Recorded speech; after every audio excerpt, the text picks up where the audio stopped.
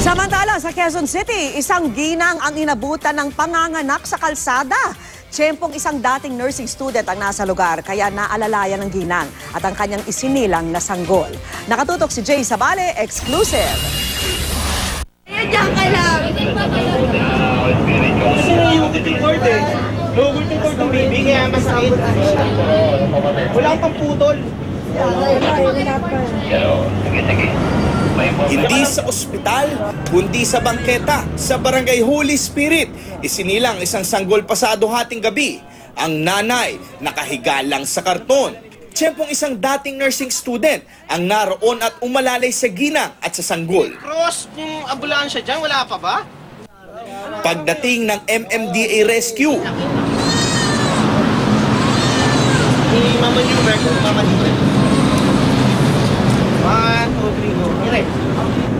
Quantities. Pilitin yung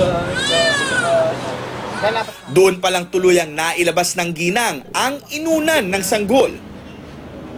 At ang mag-ina, nailagay sa stretcher. Sinugod sila sa East Avenue Medical Center. Hindi ko muna napansin yung bata eh. Napansin ko na lang doon sa may sahig. Yun na, nailabas niya na. Sabi ko, nakakaawa naman yung bata. Nanginginig yan sa lamig. Isang mangangalakal ang una nakapansin sa ginang nang maglatag ng karton sa tapat ng isang tindahan. Masakit daw po sir yung tiyan niya. Tapos bumangon ako. Meron dumana dalawa magsuta. Sabi ko, pre, pakitingnan mo nga yung kung manganganak na. Napag-alamang ang baby boy ay pangwalong anak na ng ginang na si Jenaline Flaveria. Sa ospital na silang mag-ina, binigyan ng sapat na medikal na atensyong kinakailangan.